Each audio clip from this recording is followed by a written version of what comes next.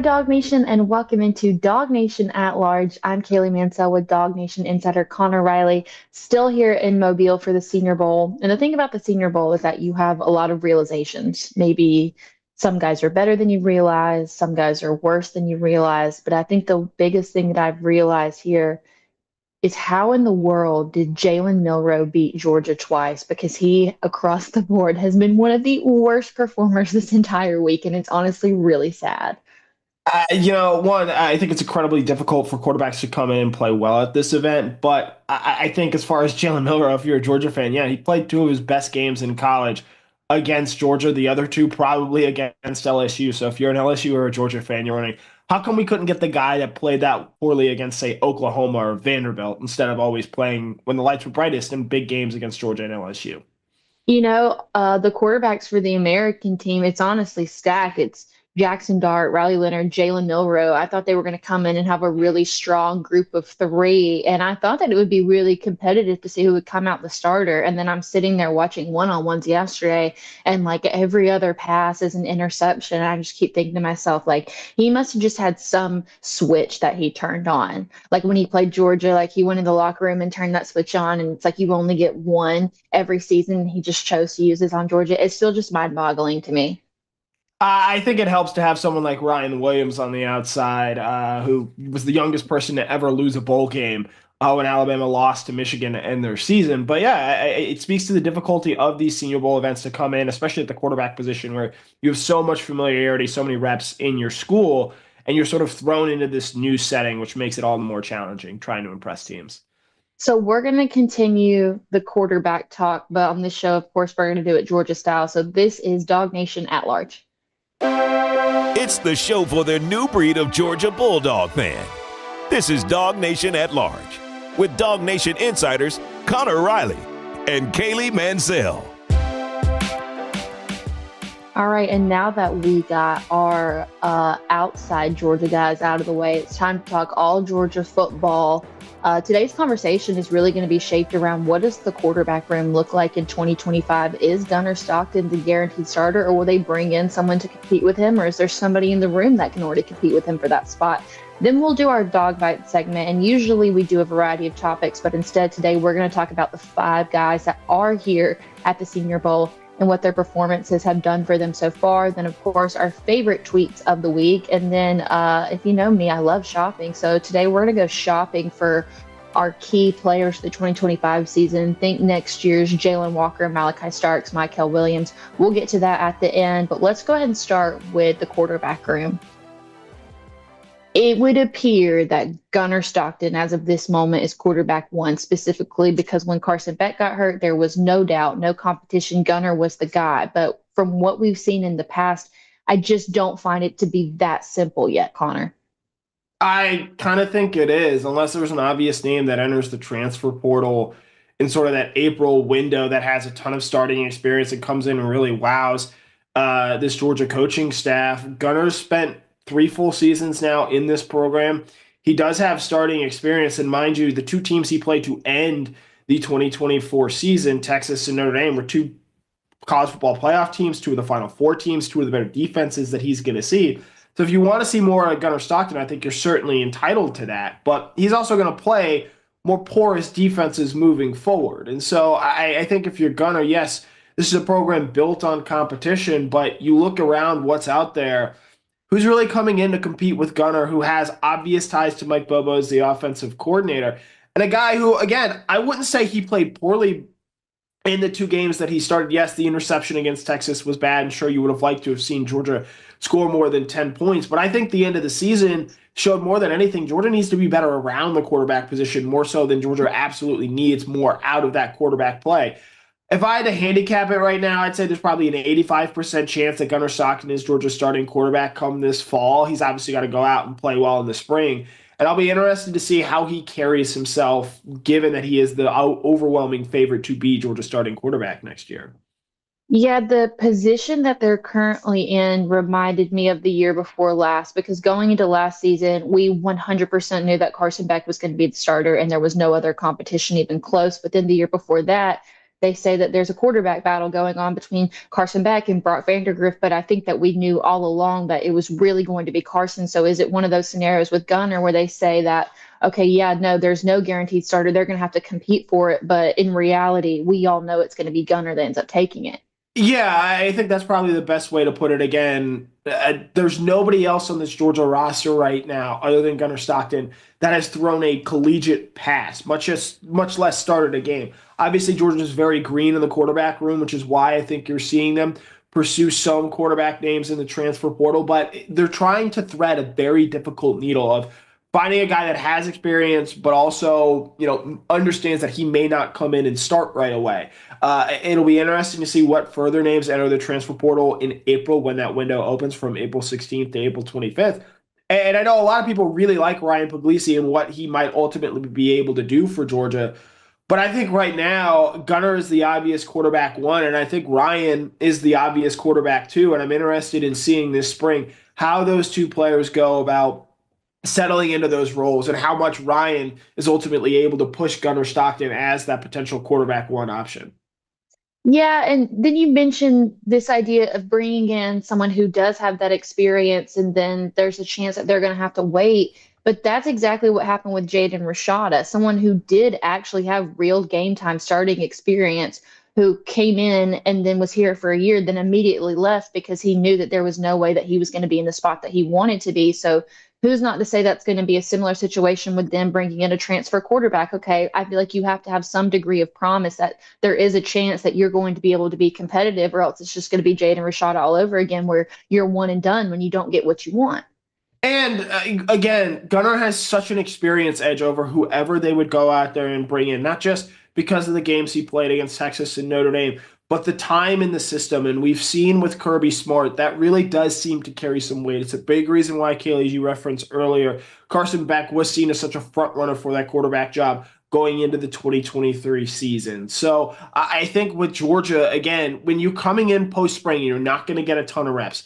It's just going to be really, really hard to see a quarterback coming in and surpassing Gunner because of all the familiarity that he has with just Georgia offense accumulated over the years, but also in this offseason already, where he sort of has to carry himself as the quarterback one because Georgia's quarterback depth chart is what it is right now. And so the fact that they weren't able to get anyone in that January, December window to commit and come compete against Gunner to be the starting quarterback, I think only makes it less likely to see someone come in and actually surpass Gunner Stockton as Georgia's quarterback one option entering the 2025 season.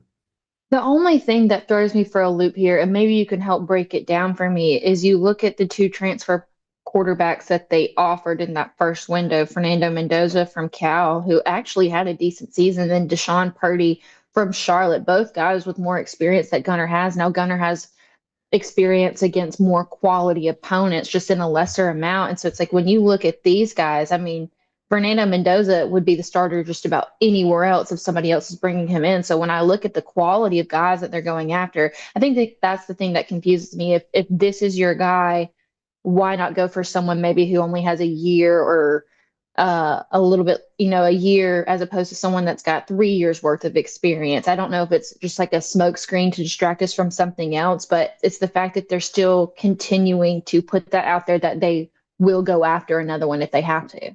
Well, and I have questions about how seriously Georgia really pursued Mendoza out of Cal. He ultimately ends up in Indiana. And then once Purdy signed with Florida, that made it really hard for Georgia to get a chance at him. And then obviously he ultimately ends up at Wake Forest there. But Kaylee, you look around at the quality of quarterback that went into the transfer portal. Carson Beck was pretty clearly the best quarterback to go into the portal, and he has an elbow injury. And so there's not some obvious star name out there that you were going to get. And I think that's why Kirby Smart sometimes warns against relying on the transfer portal to go out there and find what you were looking for. The other big name, John Mateer out of Washington State, he follows his offensive coordinator to Oklahoma there. So there was never this obvious big name that Georgia could have gone out there and gotten that, in my opinion, would have been an obvious upgrade over Gunner at the quarterback position. And I think the other thing to keep in mind, too, the timing of all this when this went down, Georgia's trying to bring in a guy during that December window when it was open and closed on December 28th. Gunner didn't start his first game until January 2nd. And so who's not to say that there's another world where Gunner looks great leads Georgia to a national title. And then you're sort of wondering, well, okay, we just have this quarterback that helped win us a national title. What do we do with the guy that we brought in there? So the timing, I think, impacted the way that Georgia looks at and filled out this position for the 2025 season. But as we sit here, again, I think it's just really hard right now in January. I still can't believe that it's January to see someone unseating Gunner Stockton as Georgia's quarterback one. And look, for a guy that needs all the reps that he can get, I actually don't think it's the worst thing that there isn't this transfer quarterback that they've brought, that they have or have not been able to bring in, that would potentially take those reps away from Stockton, because he absolutely needs as much first team work as he can get. Yeah, let's not mention that this month of January has lasted like 1,200 years already. And we're going to do our own shopping later, but is it one of those scenarios where it could be that Georgia's almost just window shopping, where it's like, okay, we're looking, we're just seeing what's out there, but we might not buy it?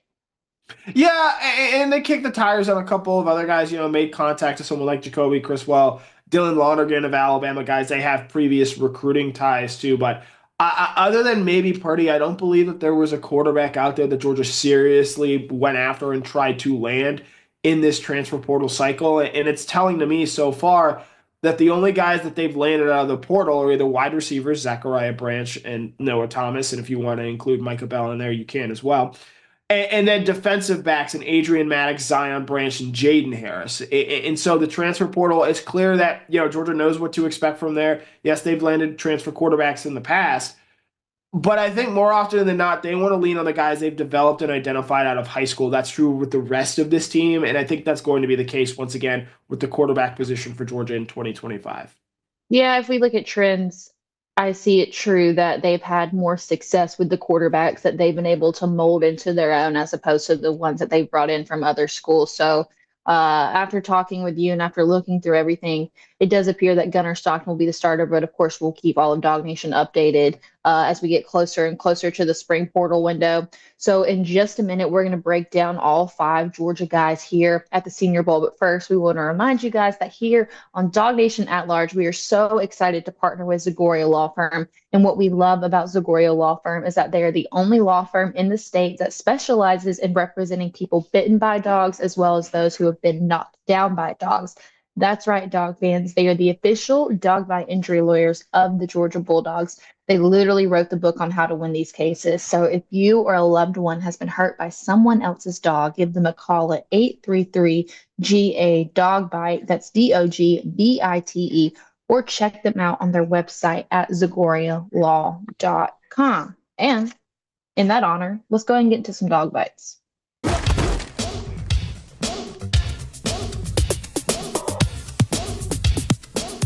All right, let's start with Dane Jackson, someone that we spoke about last week that I felt like had a really big window of opportunity to increase his draft stock here, and I think he's done exactly that, especially yesterday.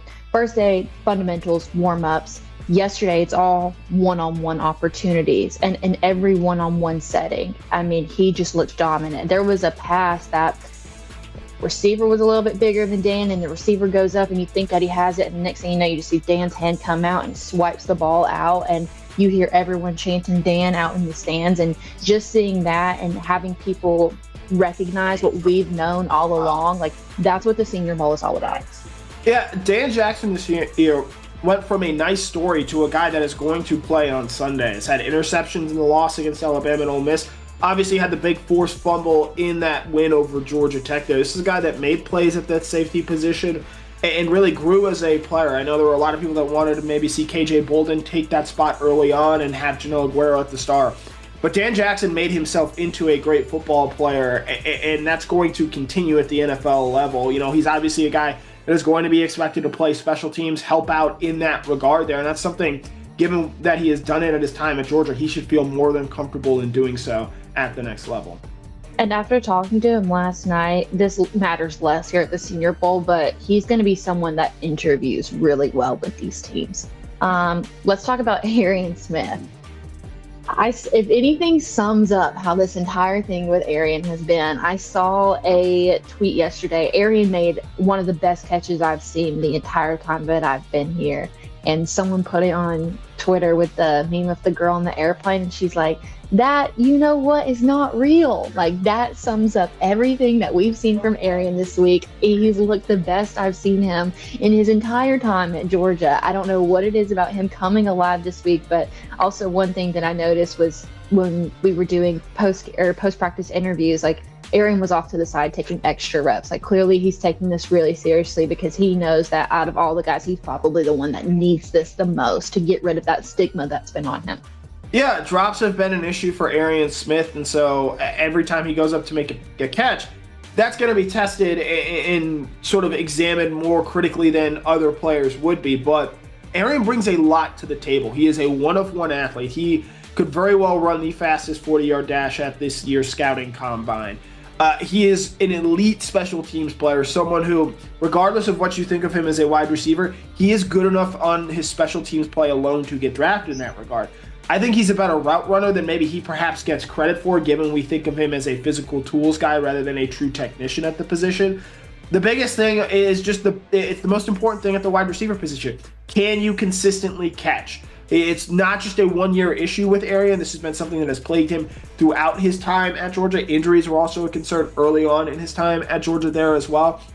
But I'd argue that no one there has done more to improve their draft stock or help themselves this week than Arian Smith in terms of what he has shown teams and what he has been able to do. And similarly to a point you made earlier, Kaylee, I think all these guys are going to interview well because of their time at the University of Georgia. They prepare them so well for that next level. There's a reason that no school has produced more draft picks over the last 5 years than Georgia. And so their time there is a big boost to what they're ultimately going to be able to bring to the next level.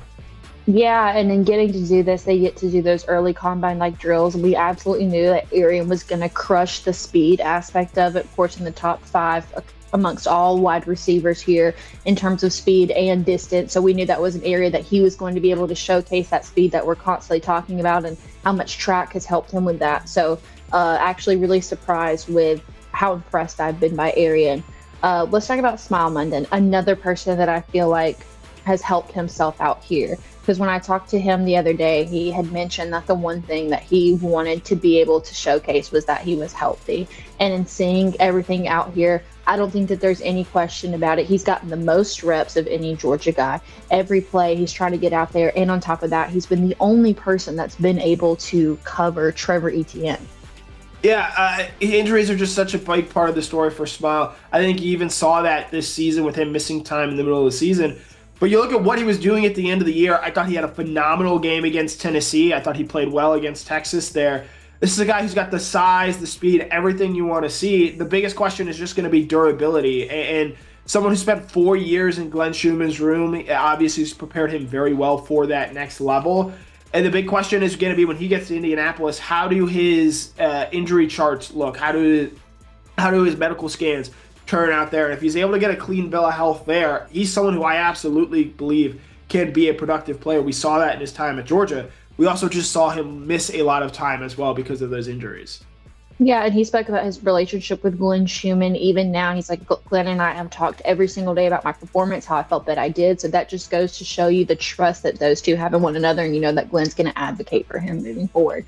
Ty Ingram Dawkins. I said this yesterday, you get to see players improve over the span of a season or over the span of their entire career. But in watching all the Georgia guys, I thought that the person that had the most improvement from day 1 to day 2 was Ty Ingram Dawkins. Day 1 looked a little bit out of shape, picked it up yesterday, and was actually really competitive with the rest of the group. And to me, out of all the defensive linemen that I saw, he was still the one that even when the ball was passed was going to track down the ball. And that's just what Georgia teaches you. That's the Georgia standard. And that's why guys like this show out in events like the Senior Bowl. Yeah, similar to Smile, I think injuries are part of the question when it comes to Ty Ingram Dawkins and what you're going to see out of him at the next level. How does he pass those fitness checks? Missed a lot of the 2023 season with the foot injury, but when he was healthy and able to play, especially early this year for Georgia when they were banged up on that defensive line, he made a lot of plays for that team. And I think similarly, you've seen this at the NFL level. The position that he often plays, Georgia doesn't ask them to be all that productive or disruptive. They often just ask to set the edge there. And you see someone like Trayvon Walker, who's had back-to-back double-digit sack seasons at the next level. I'm not saying Tyrion's going to be that level of player, but when he gets in a different scheme that maybe lets him to be a bit more penetrating, I think that you can see some of the numbers tick up and improve. He's a guy who, some people would have loved to have seen him come back to Georgia for another year. He's got to absolutely make the most of this combine process to validate that decision to leave school early. Someone else that I think that Georgia fans would have loved to have seen come back, but after watching your performance this week, I know that they made the right decision, is Trevor Etienne. I mean, I guess that after what we saw from him, or the lack of what we saw from him, but also the lack of plays that were kind of designed around him, I just wasn't sure about his physical capabilities. I can't put him in the same category as what Ladd did for himself last year, but what he's been able to put on display, like he was one of the people that ESPN pulled aside after day one. He was one of the guys on the podium amongst a star-studded team. So that just shows you how dominating a performance that he's had, especially in the pass-catching situations. I feel like that's where he's really shined this week. No drop passes, but I got to give him his flowers because he has really shown out this week. He's on the short list for overall winners coming out of this, and it's not that surprising given the NFL pedigree that he has, given that his brothers are running back for the Jaguars. And so I think with Trevor, there were a lot of people that maybe expected him to come back due to some faulty reporting there. But this is a guy that is absolutely showing why he was an NFL caliber running back. And I think, we touched on it with Smile and we touched on it with Tyrion. I think that rib injury was a much bigger deal than it was led on to be during the course of the season. Picked it up in the Florida game, wasn't the same against Ole Miss, and then missed those next 3 games there. He was really limited essentially the second half of the season, but then you see him go out there, play really well against Texas. Georgia's 2 wins against Texas this season. He had all 5 offensive touchdowns. He's a guy that plays his best in big games there for Georgia. And it's no surprise to see him balling out in this stage. And I know a lot of people would have liked to have seen him come back and see what he can do. But his play at the Senior Bowl this week shows why it was the right decision for him to go ahead and move on and try and earn some NFL money. I do want to mention that this morning it was reported that Trevor Etienne was going to opt out of today's practice at the Senior Bowl, but that is not the case. He'll still be out there. Hopefully we'll get the chance to speak with him. But just all around, I didn't know who was going to be the person from this group that stood out the most. I knew nobody could do what Ladd did, but I still just there's got to be some guy that comes out here and really turns heads. And amongst this entire group, it has been none other than Trevor Etienne. So congratulations to him. So in just a minute, we'll bring in Cody Chaffins so we can do our meme machine. But Connor, I have a burning question for you. Mm-hmm. I've avoided asking it all year. Are you going on the Dawg Nation Cruise? I still don't know yet. We're still waiting to see. There are some things going on there, but I know a lot of people are, and a lot of people are very excited for it. And now one other lucky person is also going to be on the Dawg Nation Cruise because Kroger is going to send someone on it. Hey, Dawg Nation, it's Brandon Adams. Picture this for a moment. You, me, and a whole bunch of Georgia fans living it up on the open seas. That's right. It's time for the 2025 Dawg Nation Cruise. And thanks to Kroger, you've got the chance to join us for free. Here's how. Just tell us your favorite moment from the 2024 season, and you could win a stateroom for 2 on board Royal Caribbean's Utopia of the Seas, sailing April 21st through the 25th. It's going to be the ultimate Dawg Nation getaway, and you don't want to miss it. So for all the details and your chance to win, head to DawgNation.com/contest. That's DawgNation.com/contest. And we can't wait to see you on the Dawg Nation Cruise. And hopefully we'll get a chance to hang out. And who knows, maybe Connor will be making a celebrity guest appearance. So with that, we'll go ahead and do Meme Machine. We'll bring in Cody Chaffins. I'm actually going to go first this week. And let me tell you, I don't have that part in my brain that just sees something and knows okay, this is the perfect timing to tweet this out.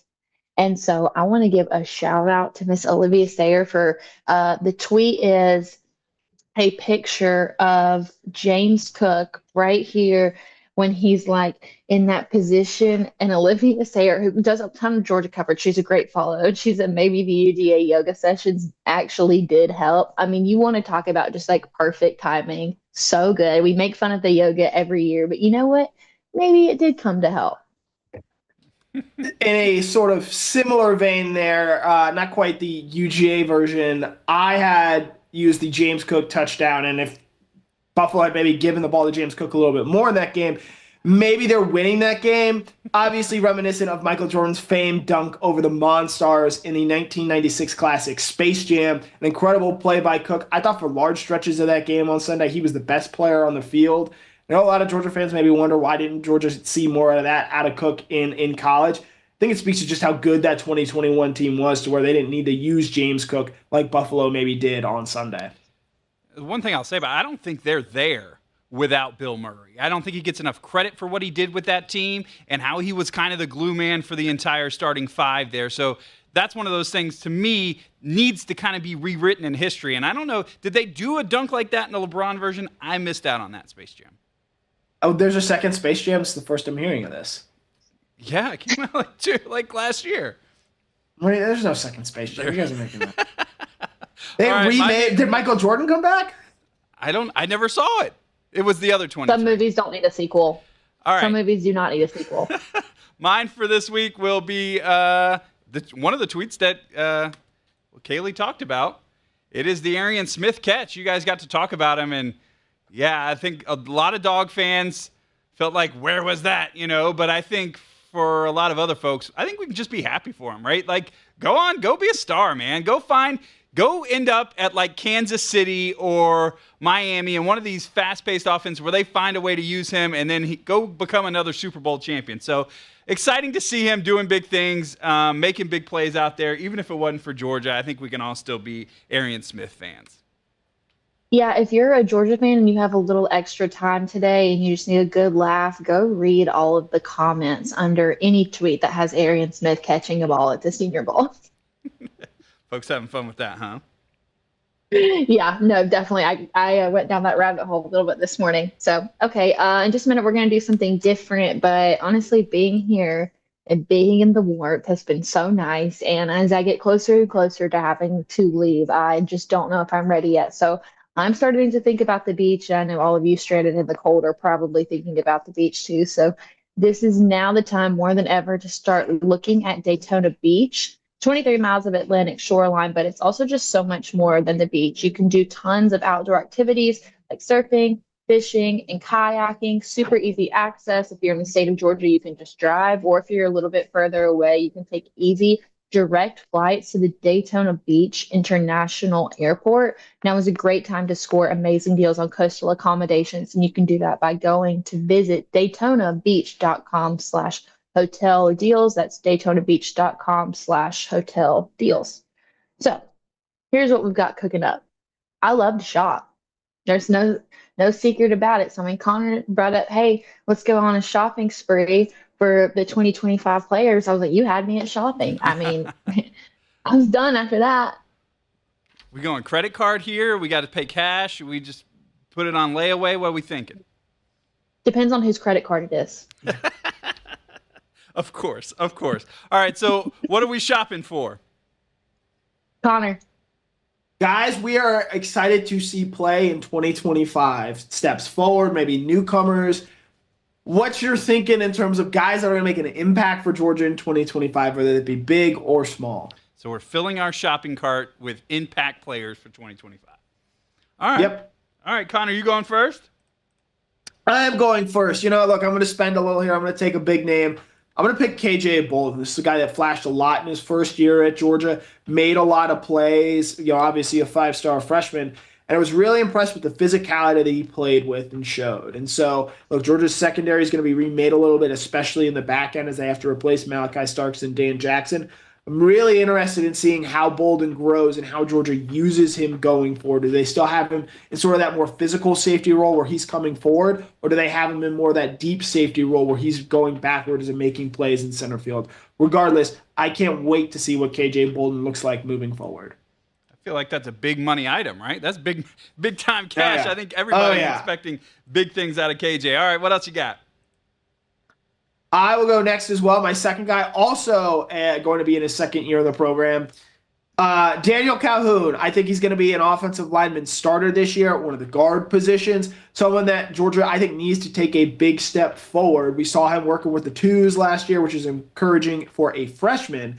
And I think with Calhoun, look, Stacey Searles has a lot riding on this upcoming season as Georgia's offensive line coach. And if Calhoun's able to make big strides, he's able to start, he's able to play well, playing next to Drew Bobo and probably Ernest Green there on the right side, I think it could be very encouraging for an offensive line that needs to take a step forward. Could have gone with some of the more experienced or more known options there, but I'll take a little discount here and take a guy in Calhoun who I think is going to be a phenomenal player for the University of Georgia. I feel like you buying this is kind of like folks who buy like the first version of the new phone, whatever it is, because there is a little bit of an unknown right here. Like it could be a clunker. We just don't know. We know, that, how Georgia recruits people, how companies build things. Oh, it should be a nice model, and it's got everything it should be perfect. But yeah, it hadn't been proven yet. So that's an interesting. So you went very proven and very unproven. Who is your last one, Connor?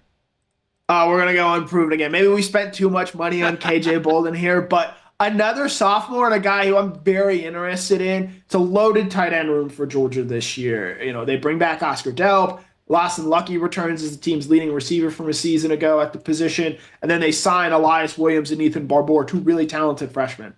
But I'm actually going with another freshman, Jaden Riddell, redshirter this past year. This guy has all the physical tools for Georgia, and I think the advantage that he has, having been in this system last year, having gone through the strength and conditioning program, going through it for a second year, I think is going to allow him to step into that Benjamin Jurasic role that was occupied this season, and I think he's going to have an excellent career here at the University of Georgia. He's, again, not as big as Darnell Washington, but he brings a physical aspect as well, along with some really great athleticism on the outside. I'm not saying he's going to be Georgia's #1 tight end next year, but I think this guy's going to play a valuable role, and don't sleep on what he brings to the table. He's got a little brawny man going. If we're thinking shopping, that's the guy that stuck out for me. And the dude is jacked. I was watching him out there. You just always feel good about that. All right, time for me.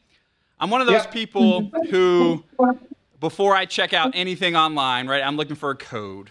Or when I'm at the store, we're going to go shop. I want to find a deal. I'm going to go clearance and see what we can get. So for me, the first person that I'm going to go with is, I think, a little bit of a deal right now because it's unknown. I'm going to say Colby Young. We got the news coming out yesterday. He's reached a plea deal. He's been working with this Georgia team all throughout, so he's not been away from the team. So I'm going to assume he comes back to Georgia for 2025. I think there's some eligibility, JUCO things, right, that got to get sorted out, but seems like it could be. So I'm going to buy low on Colby Young right now because what he did early in the season, he could be that guy again, to be your red zone threat, get some more touchdowns. So I would love to see Colby Young back here. So I'm going to put him in my cart. I think if Georgia had Colby Young a year ago, I don't think it changes the ultimate destiny. I still think Ohio State wins the national title. But I think things go very differently, especially in that, say, Ole Miss game or where that Georgia offense was struggling in the middle of the season, say against Texas as well. I think things go very differently if Georgia had a fully priced and properly evaluated Colby Young out there on the field. And if he's able to keep his head above water here, I think he can make a big impact for Georgia in 2025. I like that pick.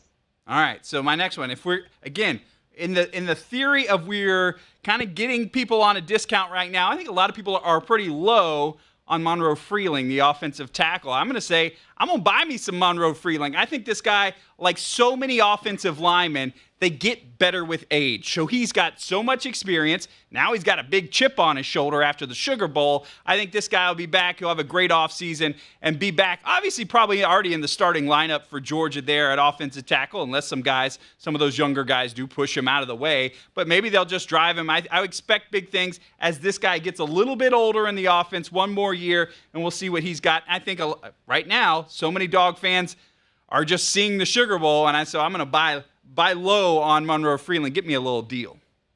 You are buying the dip. Has shoulder surgery this week. Expected to be limited, if not miss all of spring practice. He's also probably going to be Georgia's starting left tackle. And I think given the injury question that was around him at the end of the season, maybe that clouds the way we view that Notre Dame performance.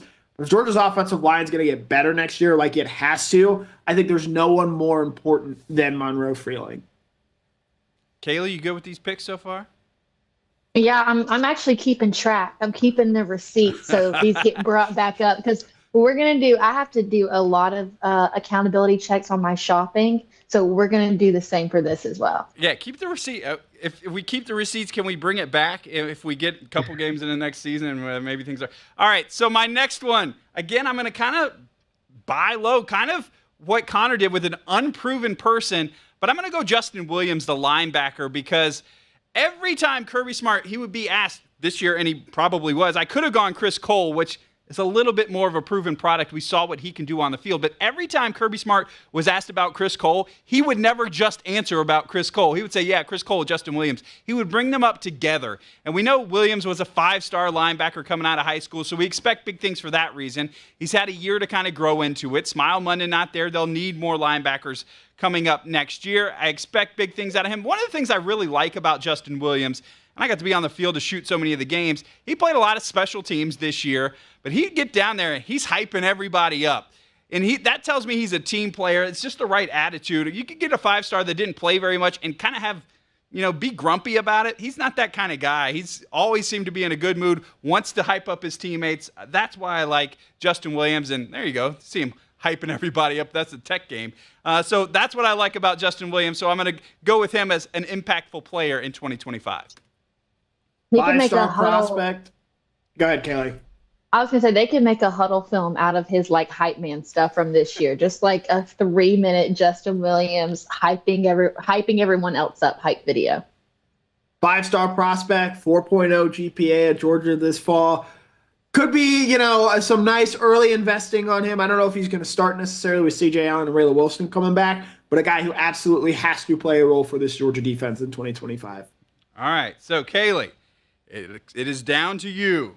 What are you buying, Miss Famous for Shopping? Okay, so let's start with this one. When skinny jeans came out, and I know Connor doesn't wear jeans, but when skinny jeans came out, they were all the rage. Everybody bought in. And then all of a sudden, take a step back. Everybody's maybe not as big of a fan, but now the revival of skinny jeans is happening. So I'm taking C.J. Allen, because when he came in as a true freshman and had real-time game experience, everybody was bought in. But this year kind of got lost in the limelight. Everybody was willing to take a step back. Nobody really, really had CJ a part of their conversation. But now there's no Smile. There's no Jalen Walker. Everybody else that overshadowed him is gone. So CJ Allen, I'm going back in, buying stock on him. I think he's going to make a ton of improvements because he did not have the season that any of us expected him to have. So CJ Allen is my skinny jeans this year. I'm going back in on the trend. Ladies and gentlemen, this is why you watch Dawg Nation at large. To hear CJ Allen compared to skinny jeans, the perfect analogy. Yeah, see, skinny jeans are coming back, and that's okay. Part of me is trying to picture CJ Allen in skinny jeans, which is like a weird thing altogether. Yeah. Right? Because he's got some very large. He's got some thick thighs, and jeans aren't made for CJ Allen. As someone who's anti-jean, I can certainly understand. All right, give us something else, Kaylee. You're started off on fire. I'm very committed to, if I like it, if I really, really like it, I'll just buy it in another color. This top that I'm wearing right here, I have it in 3 different colors. Like if you went through my closet, it's color coded because I have certain things that I love. So when I love something, I go all in on it. And so Nate Frazier is my one of, if I buy it, I'm going all in on him all season long. No ETN. The Georgia run game got exposed last year. They're not going to make the same mistake twice, especially when you have a young budding star.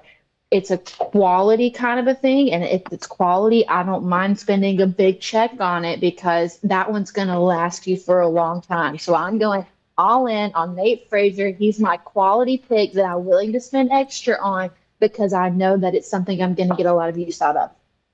A little flashy, but yeah, if it's useful. Starting inside linebacker, starting running back. I'm ready for Kaylee to take the starting quarterback next and just price I don't want to look at her credit card bill, right? Yeah, I know. I'm a big spender. What can I say? Okay, so this one is my take a chance pick. Usually when I'm shopping online for something and I haven't been able to really see it in person, I just let it kind of marinate in my cart. I don't want to buy it off rip. And this person I'm taking a chance on because they're the person I haven't got to see in person yet. But looking at it, looking at all the reviews, hearing what everyone has to say, there's a general consensus that they're going to make a difference. So I'm taking Talon Taylor for my last shopping pick, the first 5-star wide receiver that Georgia has signed since George Pickens. I wouldn't call him a massive investment yet because he has not proven himself, but I feel like Georgia's going to find a way to incorporate him into the offense this year, especially now there's all this pressure with where's Jeremiah Smith, where's Ryan Williams. Talon Taylor could be that for Georgia, so I'm not letting him marinate in the car. I'm going to go ahead, take my chance on him now because the reviews have been good enough to where I feel confident to buy into it. Mic drop. I do not like the looks on those faces that y'all are giving me. To me, the Talon Taylor pick is the flashiest pair of earrings you could have bought at the store. You went bling bling on us because you wanted to show that off. And I think it feels pretty safe. He's a 5-star, and we saw, Jeff went up there and got the video that we saw. We know what this guy can do. And I think it's you between that and your Nate Frazier fancy kicks you got on, you have got the outfit. I'm not sure I understood the assignment. I think it's a different approach. It's just different. I think it's a man and woman thing, to be honest, because you see the clothes I wear every day. I'm looking for a bargain, right? I'm going to buy it only if it's on clearance. I think you're the kind of person, and this is just you, and credit to you. You look good every day, and you dress in designer brand and nice stuff. I'm just a cheaper person. I think that's it. You can have nice things and shop within a budget. You can do both, Cody. I mean, if it's Nike on sale, I'm not buying all my clothes, but I do. There's a couple of very good store brands I could recommend to you guys as well. I will say I could have incorporated this into here in some way, but I do thrift a lot. Keep that in mind. Like a lot of my nicer Banana Republic and Dolce are all thrifted, so just keep that in mind too. Would that be the transfer portal? How does that work? Oh, I'm trying to draw these connections now. Kaylee's spending big in the transfer portal. We'll save that for another. Macklemore will do another day. Okay. Well, I guess. All right, bring us on. It's weird that we don't have any more touchdown predictions. It feels just a kind of empty. We're gonna have to do some sort of off-season states. So maybe we'll circle back to that, but I guess we'll just end it our usual way. And I know it's going to be some horrible comment about my shopping skills, but Connor, what did you learn today? I learned, I'm going to include it to this week, of SEC transfer portal teams or teams that lost X amount of players to the transfer portal. Do you know that only Texas lost fewer players to the transfer portal this offseason than Georgia did? I feel like I saw that somewhere, but I wouldn't have recognized it until you said it. Yeah, and so, it's interesting. Those are, I think, they were the top 2 teams in the SEC this year based on where they went in the SEC championship, based on how far they made it in the college football playoff. And they did the best job of retaining their talent, something to certainly think about as we discuss and think about the transfer portal moving forward. I learned a lot. I learned a lot of things this week about Georgia players and what they eat when they're not eating their normal food. We learned that Dan Jackson loves chocolate. We learned that Smile Monday's cheat meal is pizza. Those are the kind of real journalism questions that I go for. So it was fun learning that side of them this week. Do you have a cheat meal? Waffle House. It's always Waffle House. It's always going to be Waffle House. Yeah. Okay. You? No. Cheat meal? Pizza? I love ice cream. I can eat ice cream anytime, any day. Any weather, does not matter. Yeah, no, weather's never a factor when it comes to ice cream. Okay, enough with the Food Talk DawgNation. If you have a cheat meal, let us know what it is in the comments. Okay, with that wraps up Dawg Nation at Large. We will return back next Thursday at 7 o'clock.